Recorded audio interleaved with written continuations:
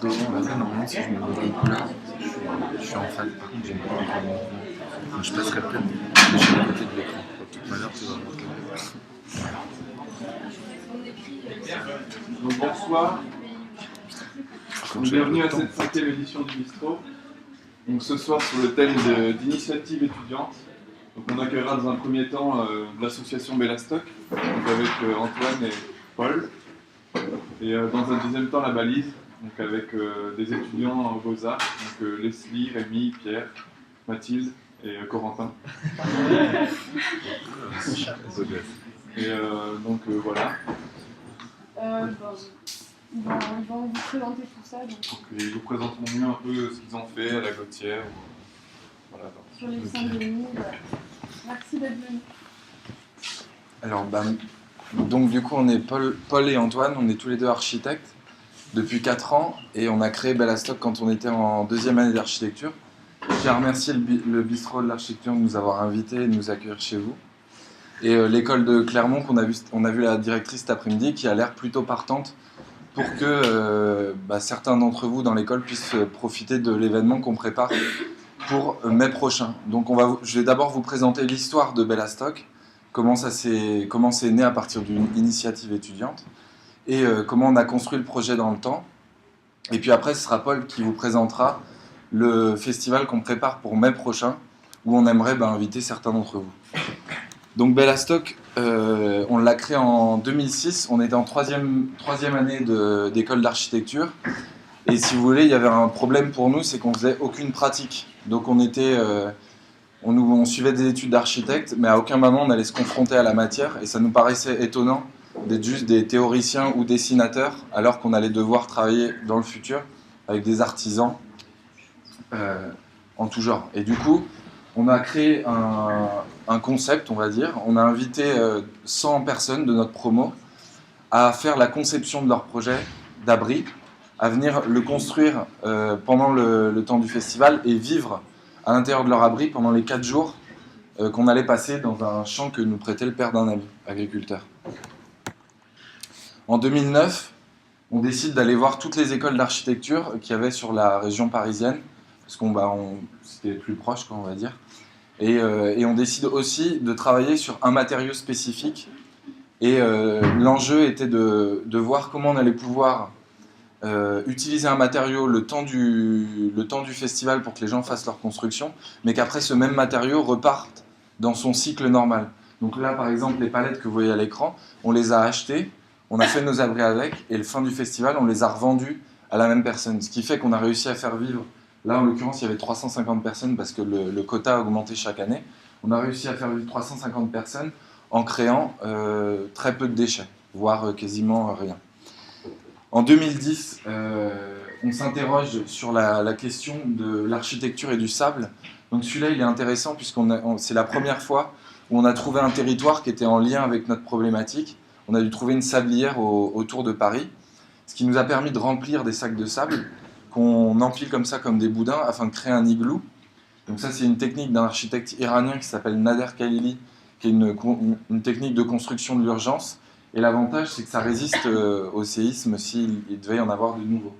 Et fin du festival, on éventre les sacs, la matière retourne au sol. Et donc on a fait vivre 600 personnes et la matière vient directement du lieu où on s'est implanté. En 2011, on fait la question de l'architecture et du gonflable. Et comme vous le savez, il y a beaucoup d'échanges. D'ailleurs, on est entouré de l'exposition des gens qui sont partis à l'étranger. Il y a beaucoup d'échanges entre les écoles.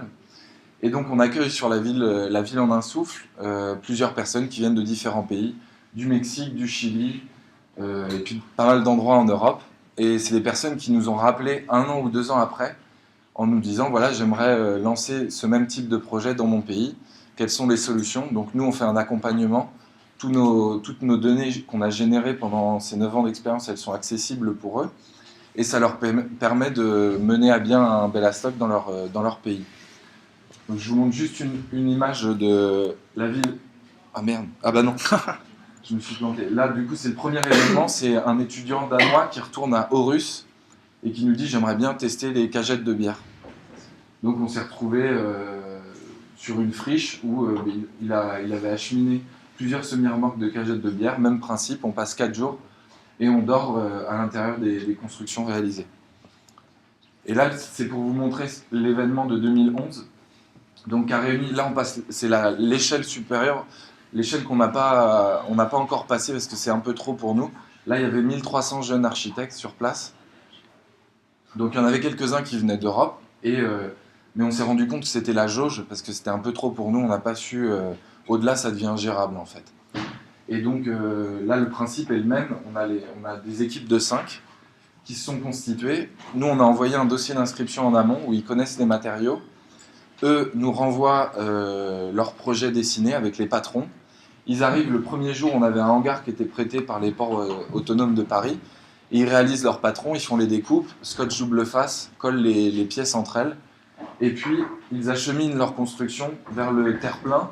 Nous, on a une soufflerie ici, en haut, qui alimente les projets. Et sur chaque projet, il y a des cerceaux de gymnastique qui font des prises mâles et femelles sur chaque structure, ce qui nous permet de les clipser entre elles en série.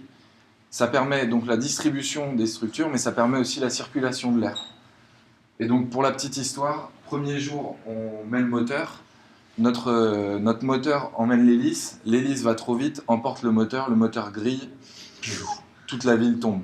Donc on a 1300 gars qui ne savent pas où dormir, alors que c'était le principe. Donc on avait une nuit pour réagir. Et donc dans la nuit, on a découpé la roue arrière de la moto d'un de nos potes. On a enlevé la roue, on a utilisé on a fixé une courroie sur le ventilo. On a fixé l'accélérateur, on remplissait la moto toutes les heures et demie à peu près, on faisait un plein.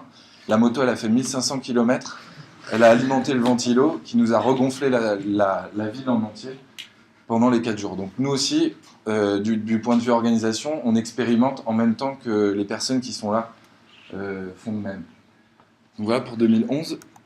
2012, on s'intéresse à la question de l'architecture et des déchets ou du réemploi, et comment on pouvait changer le regard sur ce qu'on considère, nous, aujourd'hui, comme un déchet, mais ce qui sera peut-être demain une ressource pour construire. Et il avait une spécificité, cet événement, c'est qu'il se passait à proximité de ce hangar. Donc ça, c'est les hangars printemps. Les printemps, c'est des fringues.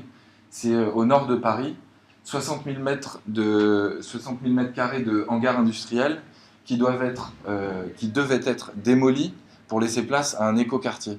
Et vous verrez par la suite qu'on a demandé à ce qu'il soit déconstruit. Ce que ça change, c'est qu'on a demandé à récupérer des éléments de ce hangar industriel de manière à nous pouvoir faire de l'architecture avec les éléments récupérés dans le hangar. Ce pourquoi ça nous a mis la puce à l'oreille, c'est que, donc ça c'est l'événement avec les déchets, donc 1000 étudiants en archi, 15 Clermontois qui se retrouvent là-dedans, que des poubelles, donc des bouteilles, du carton, du bois art, des textiles, des moquettes qu'on a récupérées dans les foires expo un peu autour de Paris. On a disposé la matière sur le site, les équipes de 5 débarquent et créent leur abri pour la nuit. Et en fait, ce que vous voyez ici, les luminaires, c'est les tubes, les tuyaux incendie qui sont ici, c'est tout le système incendie qui courait dans le bâtiment. Donc nous, en amont, avant que ces 1000 personnes arrivent, il faut qu'on construise les chiottes, les douches, les cuisines, les bars et toutes sortes de petites infrastructures qui permettent à la ville et aux 1000 personnes de vivre pendant ces 4 jours.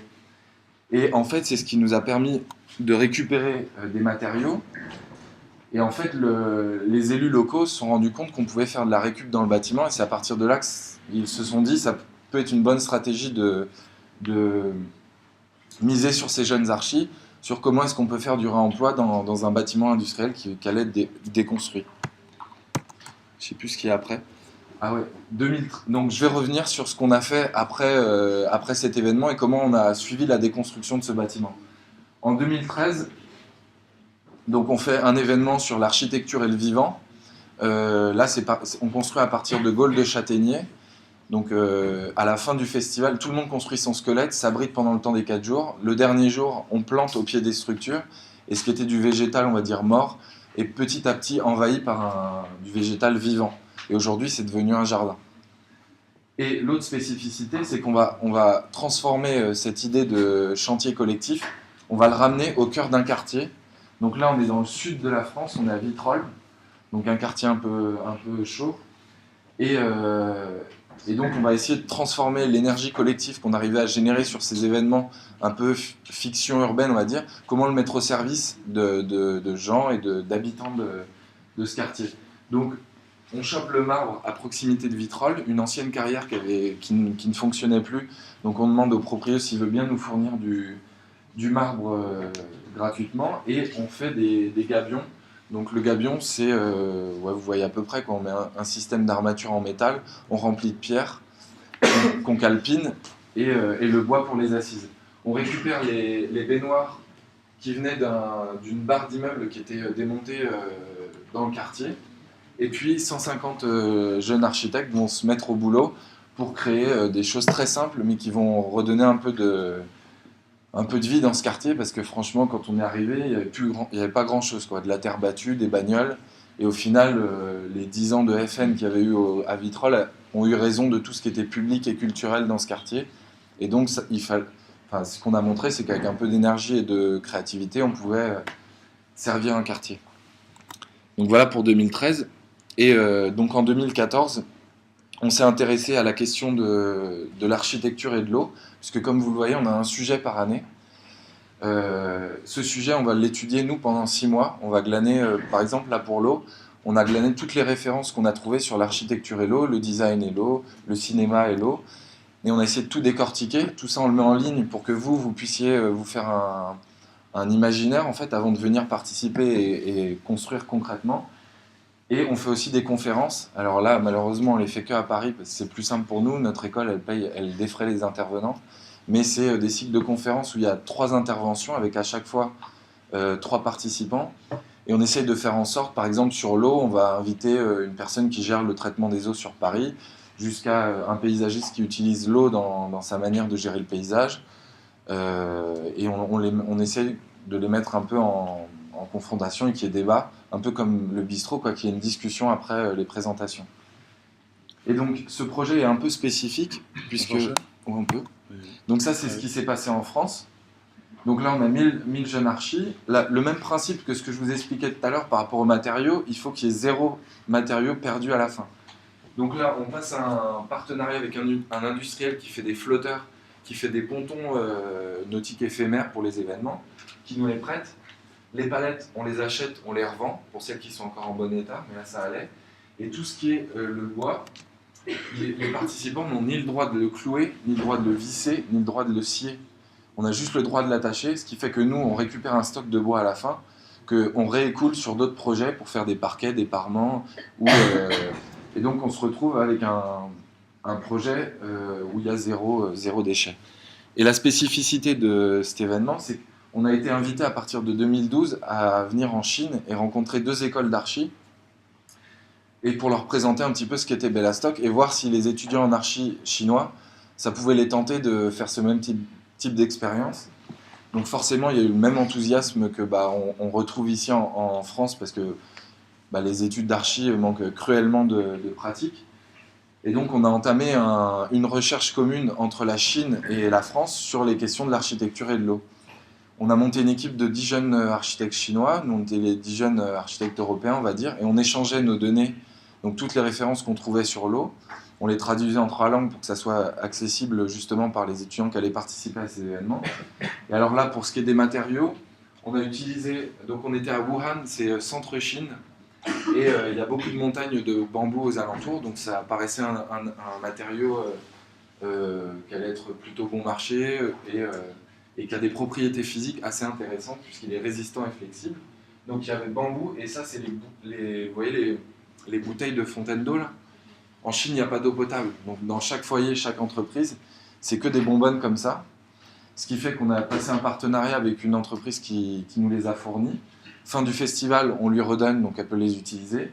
Et les bambous, on les a tous récupérés, on les a distribués dans les 4 écoles qui sont devenues partenaires de cet événement, pour qu'ils puissent continuer à faire de la construction dans leurs écoles. Donc voilà pour 2014. On réfléchit depuis maintenant 2 ans à comment faire sortir l'architecture des murs, quoi. Comment aller au contact. Alors, les festivals, déjà, sur chaque festival, on accueille des habitants des alentours qui viennent voir un petit peu ce qui se passe, et on leur explique ce qu'est le projet. Mais là, on est allé un peu plus loin. on a monté des cours d'architecture pour enfants. Et donc on leur parle des fondamentaux en archi, la cabane et ainsi de suite, mais on leur parle aussi du réemploi. Comme ça, on les prend tout jeunes, en espérant que quand ils vont grandir, le réemploi sera normal. Donc là, je reviens au projet dont je vous parlais tout à l'heure, celui où on était sur une friche industrielle et où on a commencé à récupérer des matériaux de ce hangar. Donc il y avait deux choses en parallèle. Ouais, je finis juste sur les partenaires. Ouais. On avait, d'une part, c'était suivre la déconstruction, et c'était une recherche qu'on a rendue à l'ADEME où on allait voir comment un bâtiment se déconstruit, quelle matière ça génère, quel type de, comment il gère ce paysage en mouvement aussi, on l'a étudié, et quels étaient les possibles et quels étaient les outils qu'on allait pouvoir offrir aux architectes demain pour qu'il n'y ait plus de déconstruction qui se fasse sans nous. C'est-à-dire que chaque déconstruction doit avoir un architecte qui dit cet élément, on peut le récupérer, ou celui-ci, de manière à le réinjecter dans des projets par la suite. Ce qui fait qu'on renouvelle, il y a un renouvellement urbain avec des ressources qui sont sur place. Donc c'est logique, ça nous fait des économies en termes de transformation de la matière et d'acheminement de la matière et de transport. On peut y aller. Du coup, on a monté ce lieu. Donc ça s'appelle ACLAB. Faut que tu fasses vite, Antoine, parce que... Ah oui, j'ai déjà... alors ACLAB, c'est l'idée de l'action et de la recherche. La recherche, c'est ce que je vous expliquais tout à l'heure sur comment on déconstruit un bâtiment et quels sont les outils pour l'architecte. Et l'action, c'est ce lieu qu'on a monté sur place où on a d'abord créé une cabane de chantier, toute con, quoi, un endroit, un vestiaire. Puis ensuite, on a rajouté une cuisine, on a rajouté... un bar, un lieu d'exposition où on pouvait justement montrer aux habitants ou aux ouvriers comment la déconstruction se faisait. Et puis au fur et à mesure, on a ramené les conteneurs qui sont les lieux où on stocke nos outils. Et on a commencé à faire des prototypes. Donc là, ce que vous voyez ici, c'est une passerelle qui a été faite uniquement à partir des matériaux qu'on a trouvés dans le hangar. Donc les IPN couraient à l'intérieur du hangar, c'était ce sur quoi les fringues bougeaient dans les hangars printemps. Les tubes incendie qu'on retrouve. Et ici, là je peux vous montrer après, il y a des photos plus spécifiques. Donc ouais, je vais revenir sur le parement de sol. Mais là, c'est comment on a réutilisé les poteaux directement du hangar. Donc normalement, ils sont découpés. Des machines les secouent. On met le métal d'un côté, le béton repart de l'autre. On le remet dans des machines, il se rebroie jusqu'à devenir du petit granulat. Et eux l'injectent sous la chaussée. Et la plupart du temps, ils appellent ça du réemploi. Mais c'est un petit peu... ils ne donnent pas une seconde vie à l'élément entier, ils le retransforment et ça demande beaucoup d'énergie. Donc ce qu'on a fait, c'est qu'on leur a demandé de nous les empiler comme des caplats. Donc nous, ça nous permet de les nettoyer, on enlève tout ce qui est fer à béton. Donc ici, c'est parce que ça va devenir nos bureaux. Donc on va faire une double couche en fenêtre qu'on a récupérée sur un autre chantier.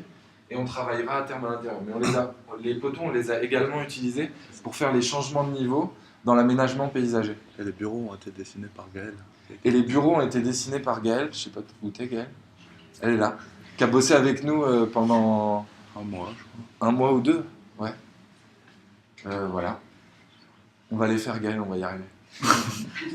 Ensuite, là alors celui-là c'est l'exemple peut-être celui qui est le plus probant et le plus intéressant sur ce qui s'est passé avec cette déconstruction.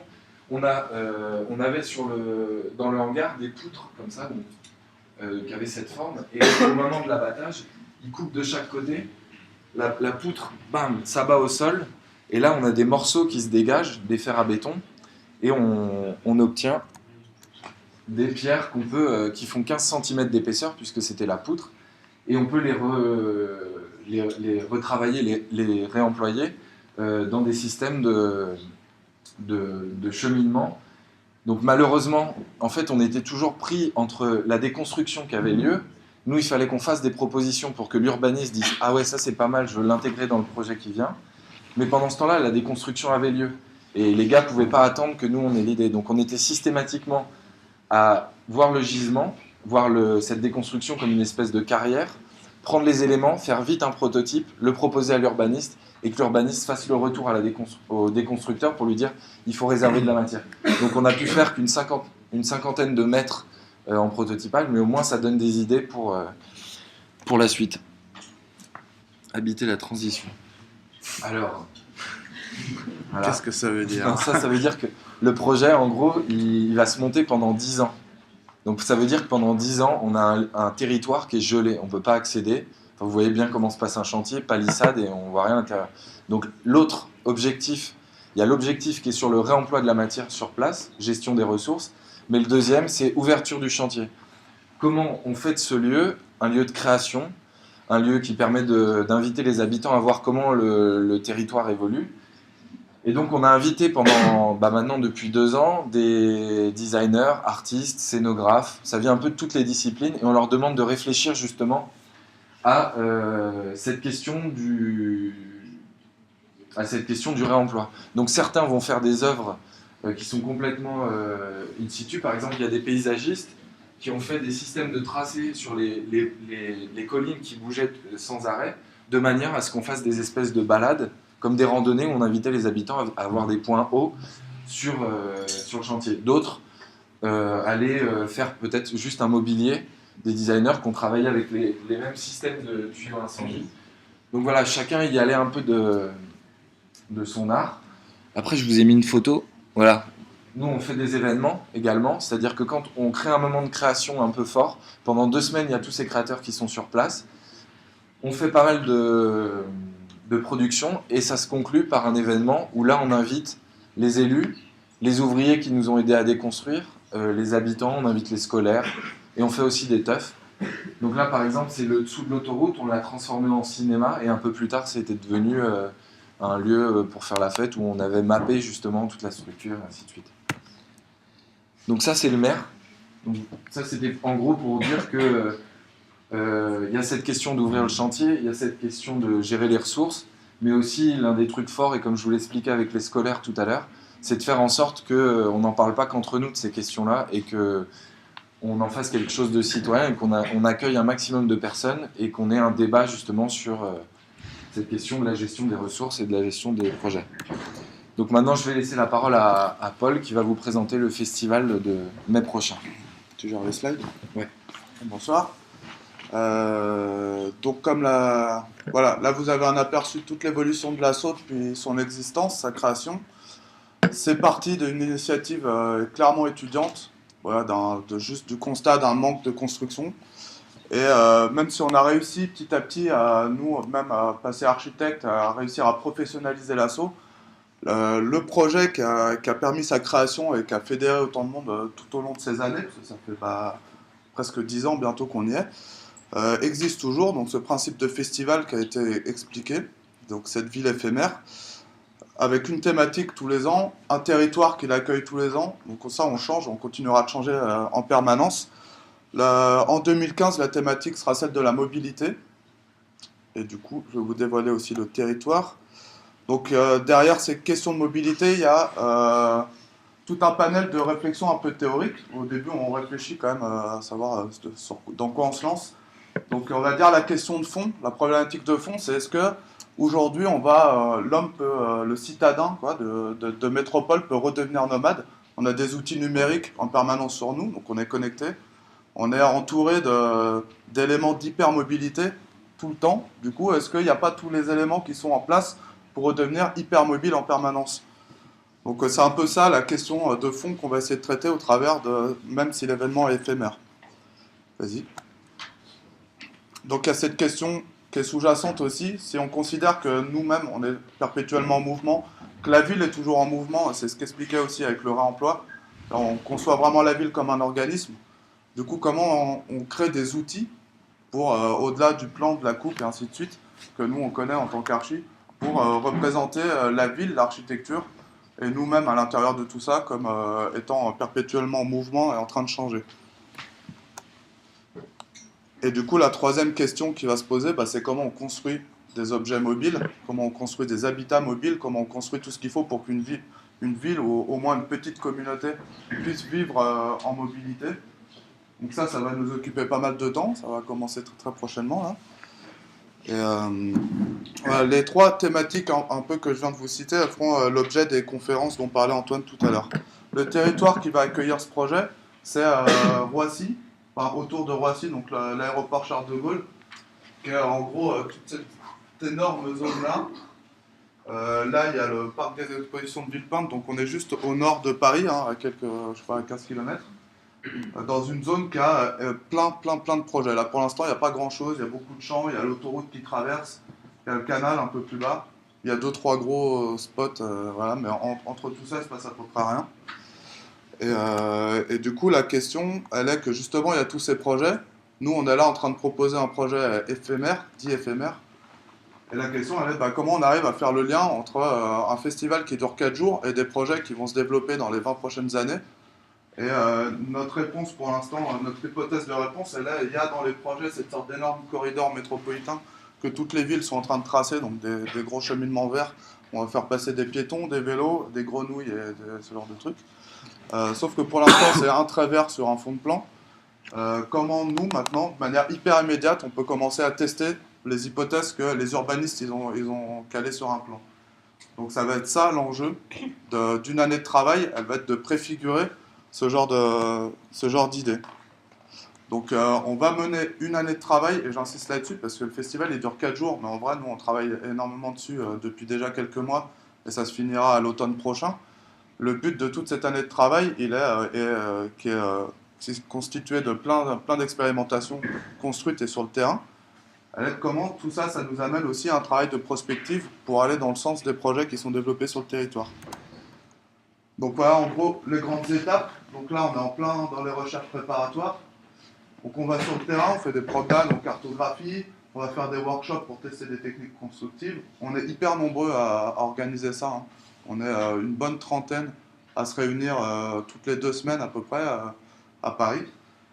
Trentaine étant quasiment que des étudiants ou des jeunes professionnels d'archi et des milieux de la création. Et du coup, le point fort, ce sera aussi le cycle de conférences qui sera en mars, où on va inviter des gens comme... on va essayer d'inviter des gens comme Archigram, Yona Friedman, Stalker, Bruit du Frigo, enfin, tous ces gens qui travaillent un peu sur ces questions de mobilité construite ou mobilité de son propre corps sur un territoire. Après, on va construire des inframobiles, parce que ça, c'est nécessaire pour aller activer un territoire.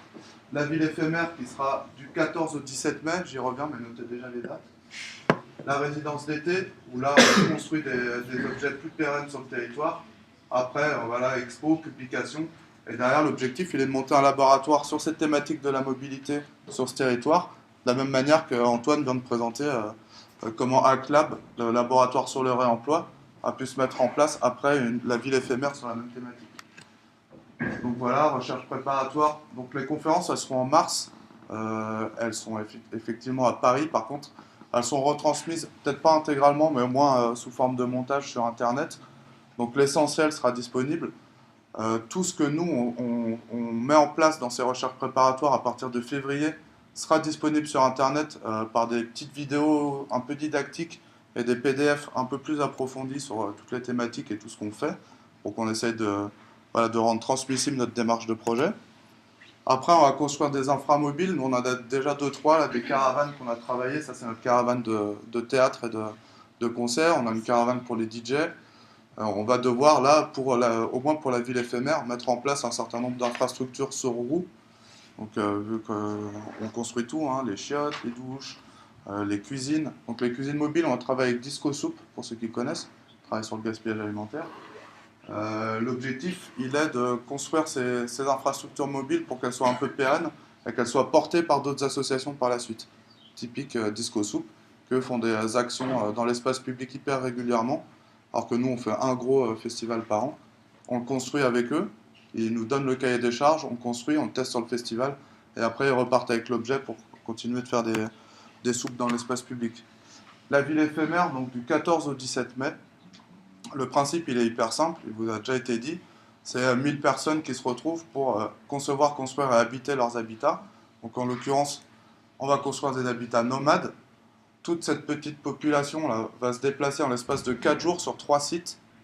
Donc il y a un énorme challenge à relever, autant pour nous qui avons à construire toutes les infrastructures, la logistique, la bouffe et tout ça, que pour vous, en tout cas les potentiels intéressés à venir participer au mois de mai, à construire un habitat, à dormir dedans et à le déplacer après sur 3 sites jusqu'à même y accueillir le public et faire vous-même la médiation vis-à-vis de tout le public qu'on est capable d'accueillir. Cet été, résidence d'été, ça c'est une photo de Vitrolles, mais en gros l'idée elle est toujours de construire dans l'espace public un chantier hyper court et un chantier collectif relativement nombreux, qu'on serait entre 50 et 150, ça peut dépendre. Des objets liés à la thématique de la mobilité qui répondent à des besoins du territoire qui ont été identifiés en amont avec des habitants, des associations locales, des élus, des entreprises, des responsables techniques des villes et des communautés d'agglos, c'est-à-dire en fait tout le panel des gens qui fabriquent, qui pensent et qui utilisent un territoire sans distinction.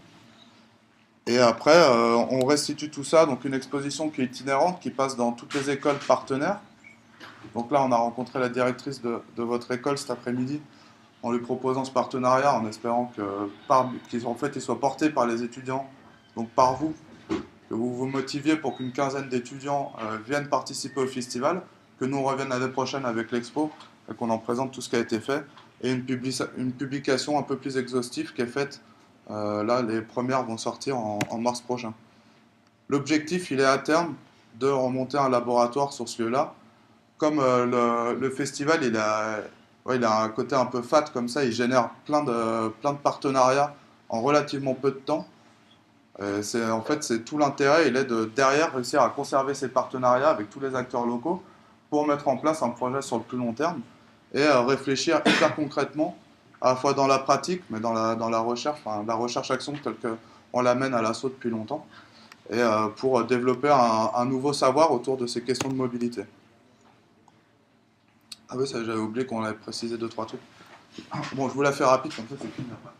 Donc sur la ville éphémère, donc, il y aura 3 sites, ça veut dire qu'on va profiter de 3 fonciers disponibles. On ne sait pas encore trop lesquels, on cherche, mais en gros, il y a plein de fonciers dans la ville qui sont disponibles, soit parce qu'ils sont en chantier, donc c'est disponible pendant assez longtemps, soit parce que, je sais pas, c'est un champ, donc la moitié de l'année n'est pas utilisé, soit parce que c'est un parking, et la nuit, il n'y a personne dedans, un parking du supermarché, ce genre de choses. Donc on va trouver 3 sites sur ce territoire qui vont répondre un peu à ces questions de foncier, et à chaque fois, on rajoutera un matériau goodies pour que les participants puissent s'installer, notamment au sol, à avoir de quoi dormir confort. C'est chaud quand même. Donc nous, on s'occupe des infrastructures. Il y en a qui ne bougeront pas parce qu'il y a des choses fatalement qu'on ne peut pas bouger, des stocks de bouffe, des stocks de matériaux, ce genre de choses. Donc on construit de quoi accueillir ces stocks. Par contre, tout le reste, ça bouge.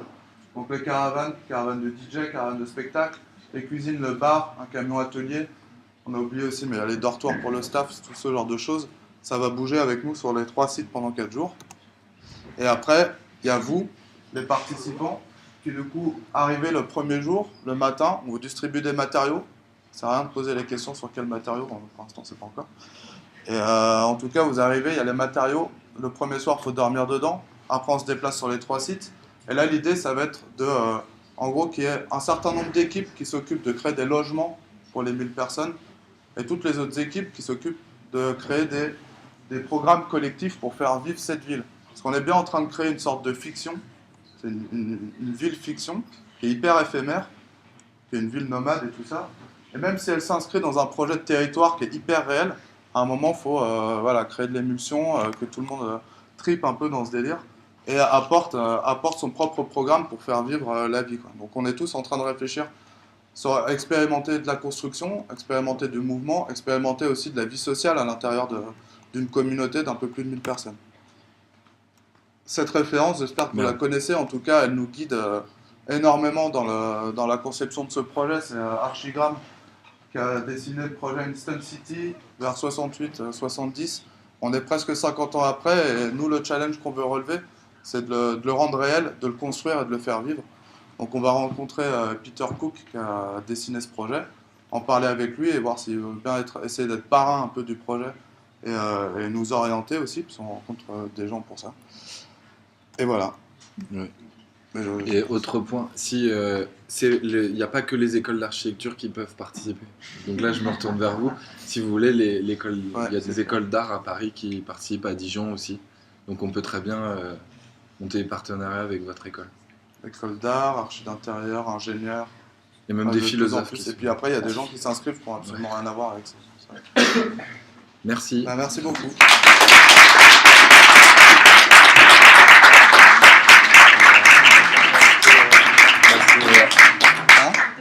Ah ouais, les Ah questions. ouais, il y a pardon. peut-être des questions. C'était clair, non? C'était un peu long, désolé. Ah, c'était pas trop chiant. Non, ça va. On est un peu bavard, on a plein de trucs à dire. Est-ce que vous avez des questions sur comment s'inscrire et tout ça parce qu'on n'a pas donné d'infos? Ouais. Donc normalement, au courant mars, C'est fin mars. Fin mars. Ce sera du 27 mars au 10 avril. il y a un dossier qui est téléchargeable sur le site. À l'intérieur, on retrouve le scénario, mais un peu plus. C'est mieux décrit, on connaît vraiment les points. On décrit tous les matériaux qui sont disponibles par équipe de 5. Et on demande. Enfin, le rendu, généralement, vous êtes libre. On ne fait pas un rendu coupe, plan, élévation, 3D et tutti quanti. Chacun fait un peu ce qu'il veut, mais juste, faut qu'il y ait un peu de. Qu'on sente que vous ayez pris plaisir à faire votre projet. Et puis après, on vous explique les différents trucs à pas oublier pour l'événement. Donc voilà pour le dossier inscription. Soyons très clairs sur un truc, c'est absolument pas un concours. Nous, on n'est pas du tout dans le mode de concours. On demande que les gens s'inscrivent en vendant un projet, juste pour qu'on soit sûr qu'ils sachent où ils foutent les pieds, quoi. Voilà, parce qu'on en a vu quand même déjà pas mal arriver juste pour faire la fête. Alors certes, on fait la fête, hein, là-dessus, il n'y a aucun problème. Mais c'est avant tout quand même un workshop de 4 jours, une fiction urbaine et tout ce qu'on veut derrière. Donc le dossier d'inscription, il sert surtout à ça. Parce qu'il y a des modalités genre hyper pragmatiques de combien ça coûte. Ça dépend si ton école elle est partenaire ou si elle n'est pas partenaire. Quand ton école elle est partenaire, une personne paye 60 € pour les 4 jours et ça comprend tout. Donc la bouffe, les boissons, l'open bar, tout ça, les spectacles, les matériaux. Enfin tout, quand tu es sur place pendant 4 jours, il n'y a pas d'argent. Et quand t'es pas partenaire, quand l'école n'est pas partenaire, ça coûte 90 € par personne. Ça ne comprend pas le transport. Donc ça, les inscriptions elles seront ouvertes du 27 mars au 10 avril. Le festival, il est du 14 au 17 mai. Et normalement, c'est un jeudi férié le 14. Donc c'est le vendredi, il faut négocier avec vos. Le pont. Faut négocier le pont, quoi. Sur un principe de mobilité, ça va passer. Voilà. Juste pour dire, il y a déjà des étudiants de l'école d'archi qui sont partis faire ce festival. C'est pas la première année que ça se fait. Il y a eu des étudiants sur le premier Vélastock avec le sable. Il y avait déjà une équipe qui était venue de Clermont. Sur le grand détournement, il y avait 15 étudiants de l'école. Enfin, c'est vraiment, ça s'est pas fait l'année dernière, mais tous les ans, pendant 3-4 ans, il y a eu déjà des étudiants qui sont partis. Du coup, on peut très bien imaginer que ceux qui sont intéressés pour ça peuvent discuter. Il y a certains d'entre nous de l'équipe du bistrot qui sont déjà partis vers ça. Il y a plein de gens déjà qui peuvent faire part de leur expérience sur les autres événements qui ont déjà eu lieu. Donc il ne faut pas hésiter, par l'intermédiaire du bistrot, à se renseigner là-dessus aussi. Et ça a changé leur manière de voir l'architecture. Et les toilettes sèches. Du coup, on a eu une réunion cet après-midi pour relancer le partenariat avec Vélastock. Donc normalement, ça devrait se faire. Après, je pense qu'on en reparlera, mais tout ça dépend aussi de votre initiative et de votre implication dans ce projet-là. Donc finalement, l'idée, c'est qu'il y ait des étudiants qui se manifestent pour participer à ce projet. Donc on en reparlera tout à l'heure. En attendant, là c'est l'entracte. Okay. Et du coup, on va prendre une pause pour boire un verre. Et après, on va retrouver la balise des étudiants qui viennent de juste en face, des Beaux-Arts, qui vont nous parler de leur projet sur la Gautière. Et voilà, autre chose qui n'a rien à voir, pour le festival du court-métrage, l'école est en train de monter une liste d'étudiants qui seraient d'accord pour loger des gens qui viendraient participer au festival, donc des étudiants de Louis Lumière, je sais plus les noms. Voilà. En gros, on va faire passer un petit papier avec à remplir pour ceux qui sont d'accord, nom, prénom, numéro de téléphone, qu'on contactera lorsqu'il y aura des demandes de logement. Ça n'engage à rien. Voilà, merci. Ah, il y a la carotte au bout. vous aurez un petit badge pour rentrer gratos aux séances. Et il y a des crédits aussi si vous participez au Bellastock. Cadeau. On vous aide bien. Voilà. Je vous présente. Bon, voilà, on se retrouve.